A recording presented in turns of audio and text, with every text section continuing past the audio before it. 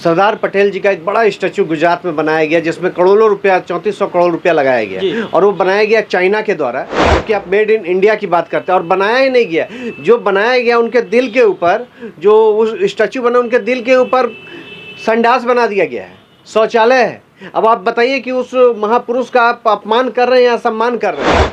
कोई सम्मान के भूखे नहीं थे, उन्होंने जो कलम चला दिया वही एक बड़ा सम्मान है। और वो अपने सम्मान के लिए लड़ाई नहीं लड़ रहे थे, वो देश में गरीब वंचित दलितों के सम्मान का लड़ाई लड़। ठीक है, वो लड़ रहे थे, लेकिन क्या कांग्रेस के द्वारा सम्मान उनको नहीं मिलना चाहिए उस समय? जैसे कि आप लोगों ने सचिन तेंदुलकर, जो कि एक क्रिकेट खिलाड़ी थे और वो व्यवसाय से भी जुड़े हुए थे, लगातार वो प्रचार भी करते, तो वैसे लोगों को आप लोगों ने भारत रत्न देने का काम किया, तो क्या अम्बेडकर साहब को नहीं मिलना चाहिए था? तो यही तो हम बोलना चाहते हैं आपको कि कौन बोलता है कि नहीं मिला है। यही तो हम बताना चाहते हैं कि देश का संविधान बाबा साहब ने लिखा है और वो कांग्रेस के शासन में लिखा है। ये मोदी के शासन में तो उस चैप्टर को निकालने का प्रयास किया जा रहा है। अभी तो पार्लियामेंट के अंदर में जिस तरीके का षड्यंत्र रचा जा रहा है, राहुल गांधी के ऊपर इसलिए केस FIR दर्ज कर दिया गया है ताकि बाबा साहब भीमराव अम्बेडकर के ऊपर चर्चा होना देश के अंदर में बंद हो जाए, मुद्दों से भटकाना। नमस्कार, बिहार लोकमंच देख रहे हैं आप और मैं हूं आपके साथ राकेश कुमार। मैं हूं अभी झारखंड के धनबाद में और हमारे साथ कांग्रेस के लीडर हैं। जैसा कि कांग्रेस पार्टी के नेता लगातार पूरे भारत लेवल पे धरना प्रदर्शन कर रहे हैं अमित शाह के बयान को लेकर के। तो चलिए बातचीत करते हैं और जानने की कोशिश करते हैं कि क्या कुछ इनका कहना की बात है। अभी कुछ ही दिन पहले, चूंकि हम लोग झारखंड में हैं इसलिए झारखंड का भी एक सवाल इसमें आएगा। जो बिरसा मुंडा थे, भाजपा ने उनका स्टैचू बनवाने का काम, तो क्या कांग्रेस को जो बहुजन लीडर है उनके लिए कुछ ऐसा नहीं करना चाहिए था, जो कि लगातार बीजेपी ही कहीं ना कहीं नजर आ रही है उन लोगों को मान सम्मान देने में? देखिए, दिक्कत इस बात का है कि आप एक स्टैचू, अभी जैसे कि बहुत बड़ा एक बहस अभी चला कि सरदार पटेल जी का एक बड़ा स्टैचू गुजरात में बनाया गया जिसमें करोड़ों रुपया 3400 करोड़ रुपया लगाया गया और वो बनाया गया चाइना के द्वारा, जबकि आप मेड इन इंडिया की बात करते हैं। और बनाया ही नहीं गया, जो बनाया गया उनके दिल के ऊपर, जो उस स्टैचू बना उनके दिल के ऊपर संडास बना दिया गया है, शौचालय है।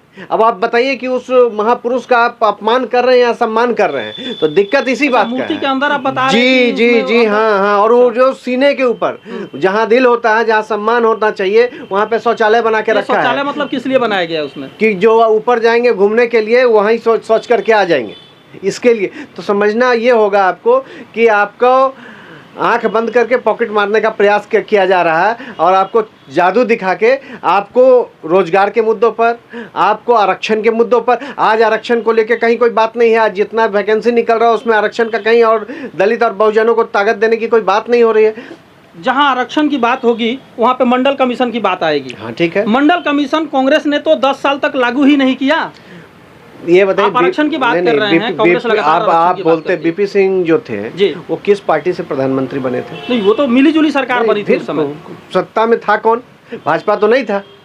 भाजपा ने सपोर्ट किया था। दिक्कत इसी बात का कि आप मंडल कमीशन का बात कर रहे हैं। देश में तो संविधान 1950 में ही लागू हो गया था और जब ये संविधान 1950 में लागू हो गया था तो उस संविधान के अंदर वो सारे प्रावधान थे कि कैसे हमें दलित, वंचित, आदिवासी, गरीब, मजदूर, तमाम लोगों को ताकत देना है, जो बरसों से पिछड़े हैं उनको कैसे अगली पंक्ति में लाना है। तो ये तो समझ लीजिए कि आप जो मंडल कमीशन की बात कर रहे हैं, ये तो 1950 में बाबा साहब ने लिख दिया है और लिख के कानून बना दिया। 40 साल तक इंतजार करना पड़ा, उसमें कितना नुकसान हुआ पिछड़ों को? किसी को कोई नुकसान नहीं हुआ। अगर उसके पहले मंडल कमीशन लागू हो गया होता तो पिछड़े कहीं ना कहीं अभी और अच्छी स्थिति में होते। सरकार गिरा दिया। तो आप एक बात बताइए कि अगर ऐसा होता तो जब मंडल कमीशन लाया गया था उस समय सबसे ज्यादा हाहाकार किसने किया था?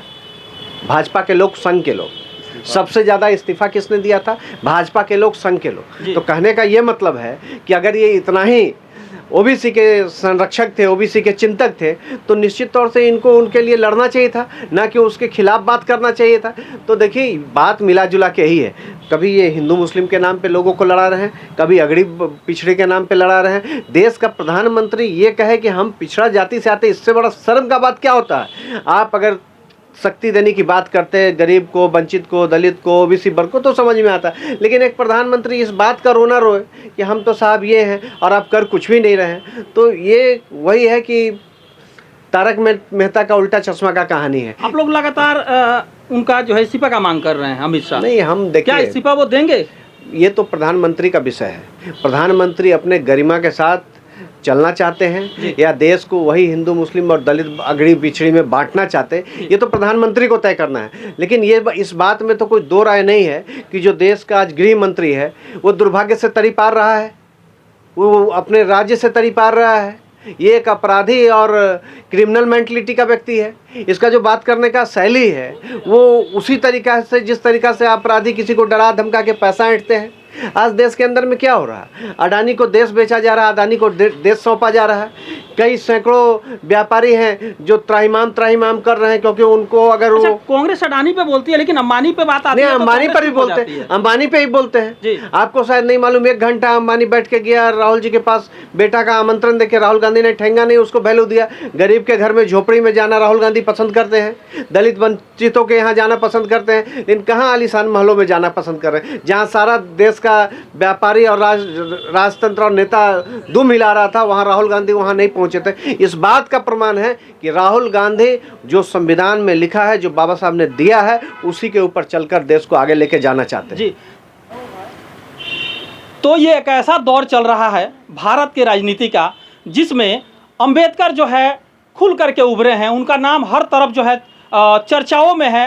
कभी भाजपा उनका नाम ले रही है, कभी कांग्रेस उनका नाम ले रही है। मतलब दौड़ सा लगा हुआ है कि कौन कितना ज़्यादा अंबेडकर को सम्मान दे रहा है। लेकिन एक समय था कि भाजपा का भी विचारधारा आप जानते हैं और कांग्रेस का भी विचारधारा आप जानते हैं, तो एक दूसरे पे छीटाकशी, आरोप प्रत्यारोप लगातार जो है कांग्रेस और भाजपा के साथ ये चल रहा है। तो इसी तरह के तमाम खबरों के लिए आप बने रहिए हमारे साथ। यदि यूट्यूब पे देख रहे हैं तो चैनल को सब्सक्राइब कर लीजिएगा, और यदि फेसबुक पेज पे देख रहे हैं तो पेज को फॉलो कर लीजिएगा। वीडियो देखने के बाद कमेंट बॉक्स में अपनी प्रतिक्रिया जरूर दीजिएगा। देखते रहिए बिहार लोकमंच। अभी तक के लिए बस नहीं, धन्यवाद।